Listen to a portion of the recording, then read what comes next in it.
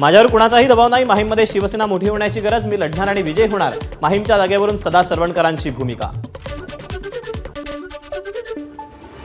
लोकांना सहज भेटणारा लोकप्रतिनिधी हवा असतो. सदा सरवणकरांचा अमित ठाकरेंना टोला. दादर माहीम शिवसेनेचा गड. फुटीनंतरही आमच्यासाठी प्रतिष्ठेची लढत. सरवणकरांची प्रतिक्रिया. माहीमचे मनसेचे उमेदवार अमित ठाकरेंना महायुतीनं समर्थन दिलं पाहिजे. आशिष शेलारांचं वक्तव्य. सदा सरवणकरांना विरोध नाही, पण महायुती म्हणून आपल्याच घरचा मुलगा निवडून आणू. शेलारांचं आवाहन.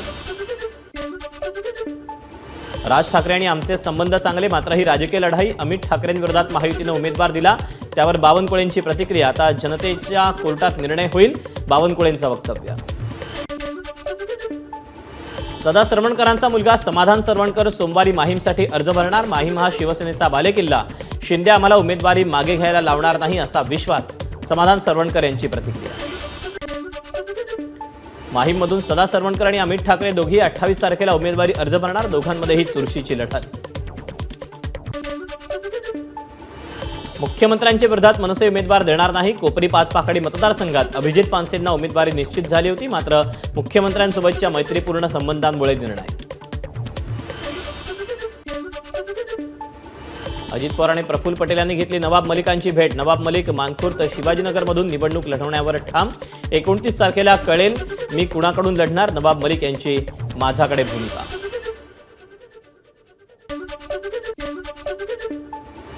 वरळीत आदित्य ठाकरेंविरोधात मिलिंद देवरा लढत जवळपास निश्चित. 29 ऑक्टोबरला मुख्यमंत्र्यांच्या उपस्थितीत मिलिंद देवरा उमेदवारी अर्ज भरणार. सूत्रांची माहिती. मुख्यमंत्री वर्सोव्याच्या जागेवर मुंबईमध्ये वर्सोव्याच्या जागेवर बाळासाहेब थोरात आणि उद्धव ठाकरेंसोबत चर्चा. मात्र त्याआधीच ठाकरे गटाकडून हरून खान यांना उमेदवारी जाहीर. ठाकरे गटानं परस्पर उमेदवारी जाहीर केल्यानं मवियात नवा वाट पेटण्याची शक्यता. वरळीत आदित्य ठाकरेंविरोधात मिलिंद देवरा लढत जवळपास निश्चित. 29 ऑक्टोबरला मुख्यमंत्र्यांच्या उपस्थितीत मिलिंद देवरा निवडणूक लढवणार असल्याची सूत्रांची माहिती. मातोश्रीवर उद्धव ठाकरेंसोबत विदर्भ आणि मुंबईतल्या तिढा असलेल्या जागांवर काँग्रेसच्या बाळासाहेब थोरात यांची चर्चा. जागांची अदलाबदल होऊ शकते, याबाबत देखील चर्चा. काँग्रेसमधील वरिष्ठांना डावलून वर्षा गायकवाडांची खास असलेल्या लोकांना उमेदवारी दिली. धारावीत जे पक्षाचे सदस्य पण देखील नाहीत अशा ज्योती गायकवाड यांना फक्त बहीण म्हणून उमेदवारी दिली. काँग्रेसच्या अमित शेट्टी यांचा आरोप.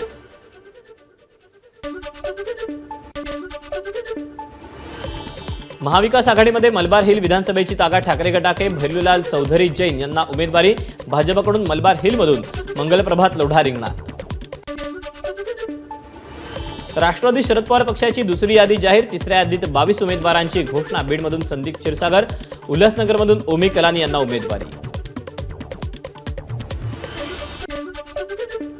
धाराशिवच्या परंडा मतदारसंघात ठाकरे गट आणि शरद पवार गट दोघांकडून उमेदवारांची घोषणा. ठाकरे गटाकडून रणजित पाटील तर शरद पवार गटाकडून राहुल मोटे यांच्या नावाची घोषणा. परंड्यातून ठाकरे गटाचे रणजित पाटील निवडणूक लढवणार ठाम. आपल्याकडे एबी फॉर्म, निवडणूक लढणारच. रणजित पाटील यांची भूमिका. राष्ट्रवादी शरद पवार पक्षाकडून जुन्नरमध्ये सत्यजित शेरकर यांना उमेदवारी. अजित पवार गटाच्या अतुल बेनके यांच्या विरोधात सामना. शरद पवार पक्षाकडून माळशिरसमध्ये उत्तम जानकरांना उमेदवारी. लोकसभा निवडणुकीत जानकर यांनी केलेल्या मदतीची परतफेड. भाजपची 22 उमेदवारांची दुसरी यादी जाहीर. नाशिक मध्यमधून देवयानी फरांदे, कसबा पेठमधून हेमंत रासनेंना उमेदवारी तर जतमधून गोपीचंद पडळकरांना संधी. नाशिक मध्य विधानसभा मतदारसंघातून देवयानी फरांदे यांना उमेदवारी जाहीर. ठाकरे गटाचे उमेदवार वसंत गीते आणि देवयानी फरांदे यांच्यात थेट लढत. कसबा पेठ विधानसभा मतदारसंघातून भाजपकडून हेमंत रासने यांना उमेदवारी. रवींद्र धंगेकर विरुद्ध हेमंत रासने अशी लढत. अमरावतीच्या मेळघाट मतदारसंघात भाजपकडून केवलराम काळे यांना संधी. विद्यमान आमदार राजकुमार पटेल यांचा पत्ता कट. ठाकरे पक्षाची 3 उमेदवारांची तिसरी यादी जाहीर. वर्सोव्यातून हरून खान, घाटकोपर पश्चिममधून संजय भालेराव तर विलेपार्लेतून संदीप नाईक यांना उमेदवारी. भाजप मुंबईत 18 जागा लढवणार. भाजपकडून मुंबईतील 14 जागांवर उमेदवार निश्चित.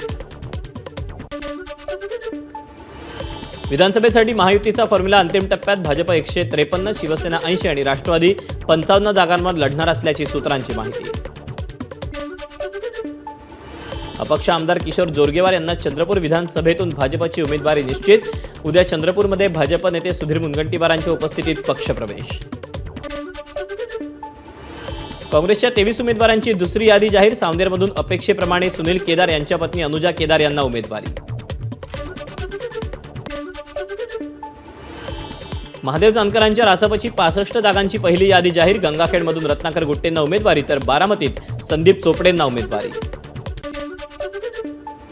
राजरत्न आंबेडकर मनोज जरांगेंच्या मदतीनं उतरणार विधानसभा निवडणुकीच्या मैदानात. राज्यातील 29 राखीव जागा लढवण्याबाबत जरांगेंसोबत चर्चा. प्रकाश आंबेडकर यांच्या विरोधात पुतण्या उभा ठाकणार. क्रांतिकारी शेतकरी संघटनेची एकला चलोरेची भूमिका. रविकांत तुपकर महाविकास आघाडीसोबत निवडणूक लढवणार नाही. कार्यकर्त्यांना अर्ज दाखल करण्याच्या सूचना. धुळ्यात ठाकरे गटानं अनिल गोटे यांना उमेदवारी दिल्यानं समाजवादी पक्षात नाराजी. ठाकरे गट दिलेला उमेदवार मागे घेणार. धुळ्याची जागा समाजवादी पक्षाला सुटणार. समाजवादी पक्षाचे इच्छुक उमेदवार इर्शाद जहागीरदार यांना विश्वास. काँग्रेस आणि ठाकरेंच्या शिवसेनेची यवतमाळच्या दारव्हा मतदारसंघाची अदलाबदल. दारव्हा मतदारसंघाची जागा ठाकरेंच्या शिवसेनेनं काँग्रेससाठी सोडली. जयश्री थोरातांवर केलेल्या आक्षेपार्ह वक्तव्याप्रकरणी वसंत देशमुख यांच्यावर गुन्हा दाखल.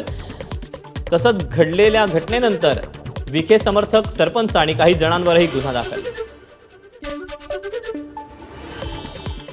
लाडकी बहीण योजना राबवता आणि बहिणींचा मानसन्मान करता येत नाही. जयश्री थोरात यांची सरकारवर टीका. एकीकडे लाडकी बहीण म्हणायचं, दुसरीकडे महिलांवर बोलायचं. बाळासाहेब थोरात यांची टीका. पक्षभेद विसरून घटनेचा निषेध व्हावा. वसंत देशमुखांवर कारवाई व्हावी. बाळासाहेब थोरात यांची मागणी. वसंत देशमुखांवर कडक कारवाई करणार. भाजप प्रदेशाध्यक्ष बावनकुळेंची प्रतिक्रिया. जयश्री थोरात बहिणीसारख्या अशी वक्तव्य सहन केली जाणार नाहीत. मात्र या प्रकरणात सुजय विखेंची बदनामी नको, बावनकुळेंचं वक्तव्य. राज्य महिला आयोगानं वसंत देशमुख यांनी जयश्री थोरातांवर केलेल्या आक्षेपार्ह वक्तव्याची घेतली दखल. महिला आयोग अध्यक्षा रुपाली चाकणकर यांच्याकडून या अनुषंगानं अहवाल सादर करण्याचे आदेश. वसंत देशमुखांना अटक करण्यासाठी पोलिसांना 24 तासांची मुदत. जयश्री थोरातांची एबीपी माझाला माहिती. 24 तासात अटक न केल्यास पुन्हा ठिय्या आंदोलन करण्याचा इशारा. जयश्री थोरातांसंदर्भातील आक्षेपार्ह वक्तव्याप्रकरणी संगमनेर पोलीस स्टेशन बाहेर आंदोलन. थोरातांच्या समर्थनार्थ तांबे कुटुंबियांचा ठिय्या. संगमनेर जाळपोळ तोडफोड प्रकरणी केंद्रीय गृहमंत्रालयानं घेतली माहिती. या प्रकरणाची उच्चस्तरीय चौकशी होण्याची शक्यता. मला बदनाम करण्याचा मारण्याचा कट होता. रस्ता बदलला म्हणून वाचलो. सुजय विखेंचा खळबळजनक दावा.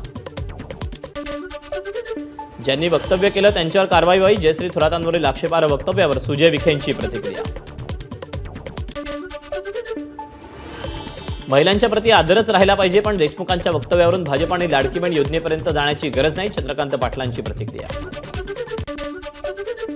कल्याण पूर्वेत धनंजय बोडारे यांना उमेदवारी दिल्यानं ठाकरे गटात नाराजी. माझा फॉर्म गहाळ करून बोडारे यांना उमेदवारी दिली.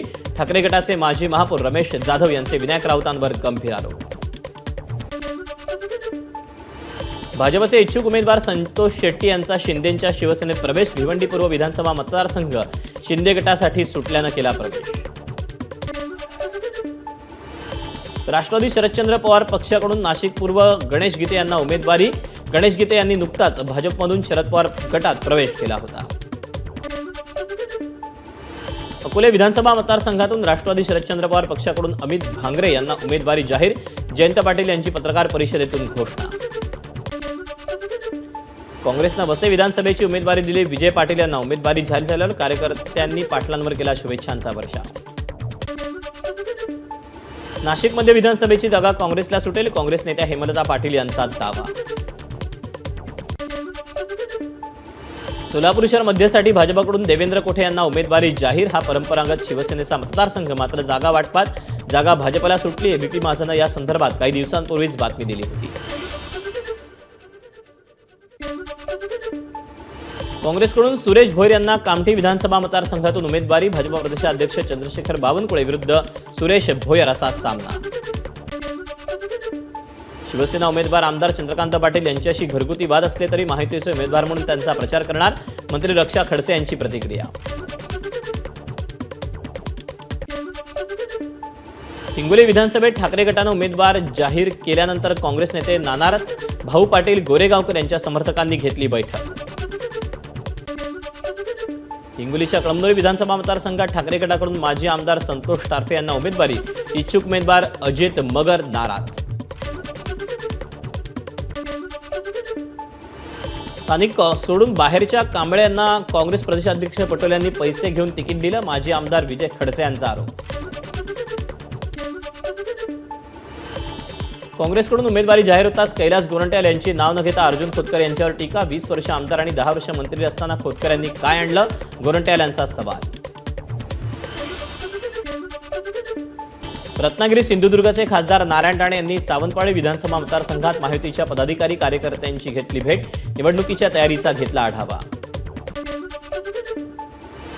मुख्यमंत्री एकनाथ शिंदे यांची उपस्थितीमध्ये वर्षा बंगल्यावर बैठकांचं सत्र. आज पहाटे 5 वाजेपर्यंत सुरू होती बैठक. शिवसेनेच्या मुंबईतील नेत्यांची आज महत्त्वाची बैठक. मुंबईतल्या जागांची रणनीती ठरवली जाणार. खासदार श्रीकांत शिंदे मुंबईतल्या मतदारसंघांचा घेणार आढावा.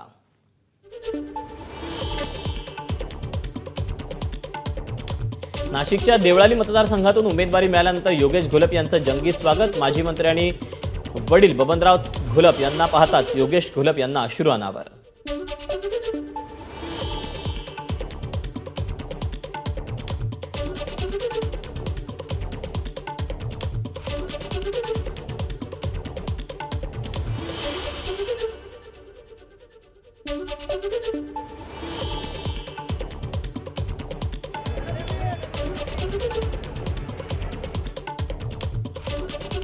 शिवसेना उपनेते बबन घोलप यांचा राजीनामा. ठाकरे गटानं मुलाला योगेशला तिकीट दिल्यानं पुन्हा ठाकरे गटात प्रवेश. मिलिंद नार्वेकर यांच्यावर टीका करत ठाकरे गटाला सोडचिठ्ठी दिली होती.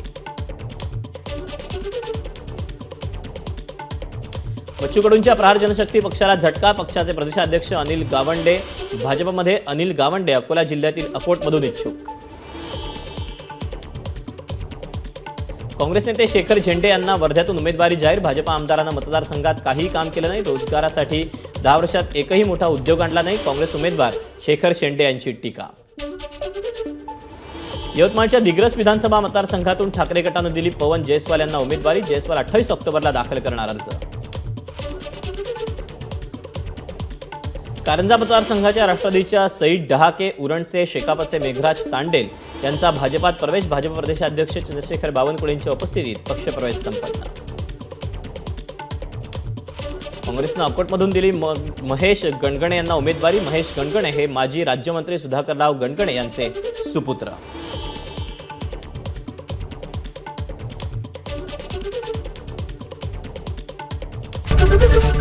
एबीपी माझा, उघडा डोळे बघा नीट.